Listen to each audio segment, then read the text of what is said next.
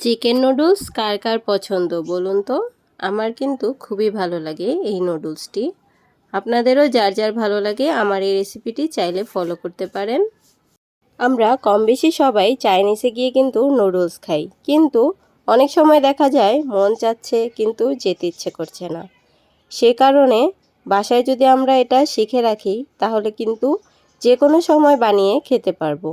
আমি এখানে ডিম, চিংড়ি মাছ, মুরগির মাংস, সয়া সস, টমেটো সস এবং টেস্টিং সল্ট এই কয়েকটা আইটেম দিয়েই এই রেসিপিটা তৈরি করে ফেলেছি। আপনারা চাইলে এখানে ক্যাপসিকাম এবং অন্যান্য সবজিও ইউজ করতে পারেন, কিন্তু আমি যেহেতু এগুলো পছন্দ করি না তাই আমি কোনো ধরনের সবজি এখানে ইউজ করিনি। তারপরেও আমার কাছে নুডলসটা খুবই ভালো লেগেছে, কিন্তু ওগুলো ইউজ করলে হয়তো বা আরও বেশি ভালো লাগতো। আমি যেহেতু খাই না এই জন্য ইউজ করিনি। আপনারা আপনাদের পছন্দ মতো সবজি দিয়ে তৈরি করে নিতে পারেন। নুডলস তো আমরা সবাই রান্না করতে পারি, সেজন্য আর ডিটেলস কিছু বললাম না। যা যা ইউজ করছি সেগুলোই শুধু বলে দিলাম। আমার এই ভিডিওটি আপনাদের কাছে কেমন লেগেছে অবশ্যই কমেন্ট করে জানাবেন।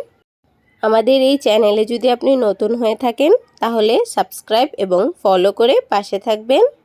আশা করছি আরও সহজ সহজ রেসিপি নিয়ে আপনাদের সামনে অবশ্যই চলে আসব খুব শীঘ্রই।